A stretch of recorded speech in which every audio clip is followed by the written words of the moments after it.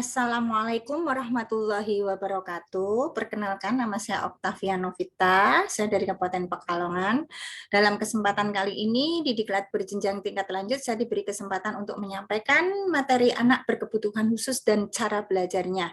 Dengan tujuan nanti para peserta bisa mengenali lebih dekat anak-anak berkebutuhan khusus, ya, terutama hambatan-hambatan yang dihadapi untuk menangani anak berkebutuhan khusus dan bagaimana cara belajarnya anak-anak berkebutuhan khusus. Oke, kita lanjut. Apa yang Anda pikirkan setelah melihat gambar ini? Coba dilihat satu persatu gambar ini. Mohon maaf, saya tidak bisa menampilkan video karena masih ada kendala di laptop saya. Jadi saya hanya memperlihatkan foto. Oke, Bunda, itu anak ABK, itu anak istimewa, itu anak yang membutuhkan pelayanan secara optimal, secara lebih, anak yang harus diberikan pembelajaran yang lain daripada anak-anak secara umumnya. Nah, di sini kita bisa menerangkan, saya selaku fasilitator akan memberikan sedikit penjelasan apa itu anak berkebutuhan khusus.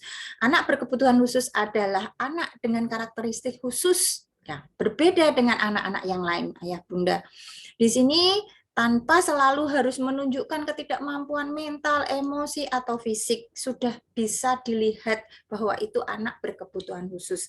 Kemudian anak berkebutuhan khusus adalah anak yang dalam pendidikannya memerlukan pelayanannya spesifik, berbeda dengan anak-anak umumnya. Anak ini dikatakan berkebutuhan khusus jika ada sesuatu yang kurang dalam dirinya. Anak istimewa kita sebutnya ya Bunda ya. Nah, di sini mengapa perlu kita kenali? Perlu sekali. Kita yang pertama harus mengidentifikasi dulu karakteristik anak ini bagaimana, kebutuhannya apa, cara belajarnya bagaimana, dan minat anak ABK ini di mana. Nah, kemudian setelah itu kita melakukan optimalkan intervensi dan proses pembelajarannya. Jadi harus dioptimalkan, diintervensi dengan proses pembelajarannya juga harus kita lebihkan dari anak-anak yang normal. Nah, setelah itu kita melakukan penyesuaian-penyesuaian agar dapat memenuhi hak-haknya, ya. Nah, di sini tidak hanya anak yang normal saja yang bisa terpenuhi hak-haknya, mereka anak-anak berkebutuhan khusus juga harus menerima hak-haknya. Nah, di sini ada jenis-jenis anak berkebutuhan khusus. Oke, Ayah Bunda, biar tidak jenuh, sebelum kita lanjutkan di slide ini, yuk kita bergerak dulu, yuk tepuk semangat. Semangat.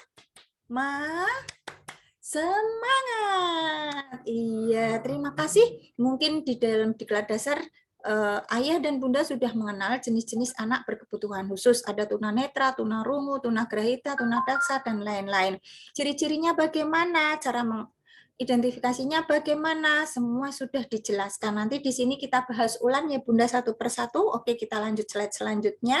Nah, di sini ada PAUD inklusif, adalah suatu lembaga penyelenggara layanan yang ramah dan terbuka untuk memberi kesempatan bagi semua anak-anak usia dini tanpa terkecuali, termasuk di dalamnya adalah anak berkebutuhan khusus. Maaf, mungkin di lembaga Bunda sudah menjadi sekolah inklusif? Iya. Ada yang tunjuk jari? Satu orang? Oke, terima kasih. Nanti kita sharing ya Bunda yang sudah membuka sekolah inklusif ini. Nah, di dalam sekolah inklusif, anak berkebutuhan khusus itu bisa bersama-sama sekolah dengan anak-anak yang normal, ya. Tidak harus anak-anak berkebutuhan khusus kemudian di ruangan sendiri, dikucilkan, tidak. Nah, kemudian mengapa PAUD inklusif? Ini mempunyai beberapa tujuan. Agar anak-anak ABK itu memiliki hak yang sama, belajar bersama dengan anak-anak yang normal. Kemudian anak-anak dapat melakukan hal-hal yang baik dalam hal akademik, keterampilan sosial, jika berada dalam setting satu sekolah yang sudah terintegrasi. Nah, kemudian di sini juga ada PAUD, tujuan PAUD inklusif. Bisa dibaca nanti saya bagikan slide-nya. Kemudian manfaat PAUD inklusif bagi anak, bagi guru, bagi orang tua, terutama ini bagi orang tua saya tekankan bahwa di sini orang tua biasanya akan minder, tidak percaya diri, bahkan cenderung mengucilkan anaknya atau menyekap anaknya di dalam rumah karena anaknya ada keterbatasan. Jadi ada sebuah kecacatan dan lain sebagainya, menganggapnya ini adalah penyakit atau aib. Padahal kita tidak harus seperti itu. Nah, pengembangan sikap empati, penghargaan, dan menerima pada ABK beserta keluarganya ini sangat dibutuhkan, sangat diperlukan, apalagi kita sebagai seorang pendidik. Nah, kemudian kita lanjutkan, hambatan apa saja yang dihadapi anak berkebutuhan khusus? Iya, Bunda. Nah, yuk kita bagi sayap kanan dan sayap kiri. Nah, sayap kanan dengan hambatan lingkungan dan sikap, sikap. Kemudian sayap kiri hambatan individu dan internal. Lanjut slide berikutnya. Strategi apa saja yang dapat digunakan di kelas inklusif pada sekolah lembaga PAUD? Nah, ayo nanti kita bahas di diskusi WAG ya Ayah dan Bunda ya. Saya mohon jawabannya.